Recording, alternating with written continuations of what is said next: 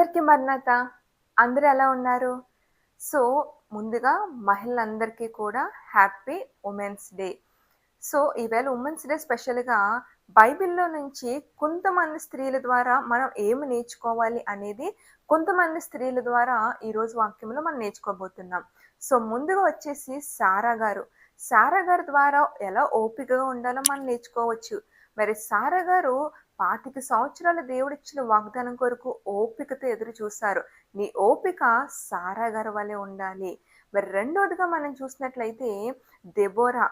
మరి దెబోరా గారి ద్వారా ధ్యానం మనం నేర్చుకోవచ్చు. దెబోరా గారు తన ధ్యానం ద్వారా ఒక యుద్ధాన్ని ఆమె గెలిచారు. నీ ధ్యానము దెబోరా గారి వలె ఉండాలి. అలాగే ఎస్తేరు గారి ద్వారా మరి నువ్వు ధైర్యం నేర్చుకోవచ్చు. ఎస్తేరు గారు తన యొక్క ప్రజల్ని కాపాడడానికి కొరకు ధైర్యంతో నిలవబడినట్లుగా మనం చూస్తున్నాం. సో, నీ ధైర్యము ఎస్తేరు వలె ఉండాలి. అండ్ అలాగే నాలుగోదిగా చూస్తే రూతు. రూతు ద్వారా ప్రేమను నేర్చుకోవచ్చు.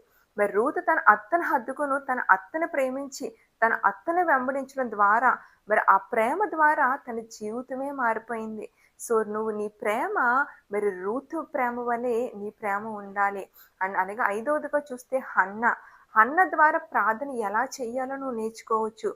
హన్న ఏటేటా కూడా మరి తను చక్కటి సమయలు ప్రవక్తను పొందుకునే వరకు కూడా ఆమె ఏటేటా కూడా దేవుని ఆలయంలోకెళ్ళి ప్రార్థన చేస్తూనే ఉంది.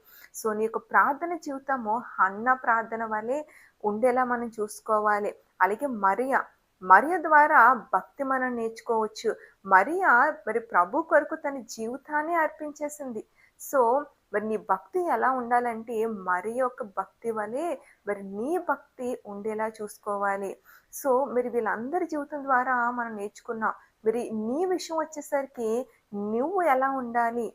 మరి ఇతరులకు అనేక మందికి ఒక ఆదర్శంగా మరి నీవుంటున్నావా? సో, మరి ఈ యొక్క లక్షణాలన్నీ కూడా నీలో ఉన్నట్లయితే, నువ్వు దేవునిలో ఇంకా బలంగా నువ్వు ఎదుగుతావు. మరి సారా గారి ద్వారా మన ఓపిక నేర్చుకోవాలి. అలాగే హన్నా ద్వారా ప్రార్థన చేయడం నేర్చుకోవాలి. దెబోరా వలె జ్ఞానం కలిగిన వారుగా ఉండాలి. మరియ వలె భక్తి జీవితం కలిగిన వారముగా ఉండాలి. అలాగే మనం చూసినట్లయితే రూతు వలె ప్రేమించే వారముగా ఉండాలి. సో, ఇలా ఈ స్త్రీల ద్వారా అనేక విషయాలు మనం నేర్చుకోవడమే కాకుండా, ఆ స్త్రీల వలె ఇవన్నీ లక్షణాలు మనలో ఉన్నట్లయితే, ఖచ్చితంగా మన జీవితంలో దేవుడు ఇంకా ఉన్నతమైన స్థానంలో నిలవబెడతాడు. అనేక మందికి ఒక ఆదర్శం గల మహిళగా దేవుడు మనల్ని నిలవబెడతాడు. అట్టి కృప దేవుడు మీకు అనుగ్రహించును గాక. ఆమేన్.